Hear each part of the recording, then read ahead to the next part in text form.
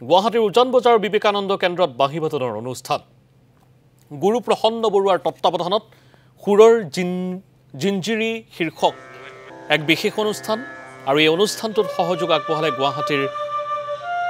ৰাংগালয় সংগীত মহাবিদ্যালয়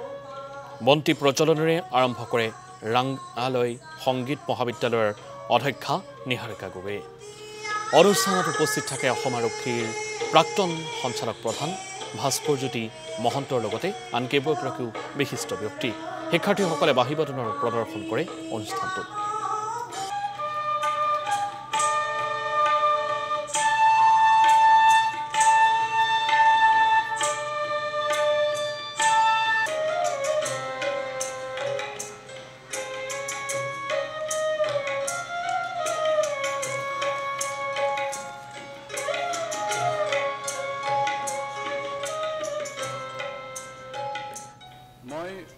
মোৰ তাত যিখিনি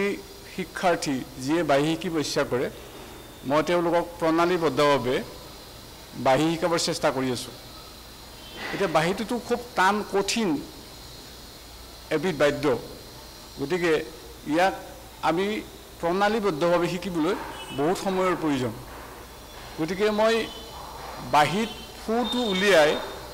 এগুণ দুগুণ চাৰিগুণ আমি কেনেকৈ বাঁহীটো শিকাওঁ সেইটো মই তেওঁলোকক শিকাবলৈ চেষ্টা কৰিছোঁ কিন্তু মই দেখিছোঁ যে যিমানখিনি মোৰ তাত শিক্ষাৰ্থী আহে চবৰে মই এটা মানে মাইনাছ পইণ্ট এটা দুৰ্বলতা দেখি পাওঁ সেইটো হ'ল তালটো তালত তাৰমানে স্বৰগম প্ৰেক্টিছ কৰিবলৈ তেওঁলোকে চবৰে কষ্ট হয় গতিকে সেইটো শিকাওঁতে মোৰ যথেষ্টখিনি সময় প্ৰয়োজন হয় মোটামুটি 2 বছৰমানতে তেওঁলোকৰ তালৰ সম্পৰ্কে জ্ঞান হয় বা স্বৰৰ সম্পৰ্কে জ্ঞান যি মোটামুটি 20গৰাকী 22গৰাকী মানে বাঁহীত মানে ফু মাৰিব বা অনুষ্ঠান পৰিৱেশন কৰিব তেওঁলোক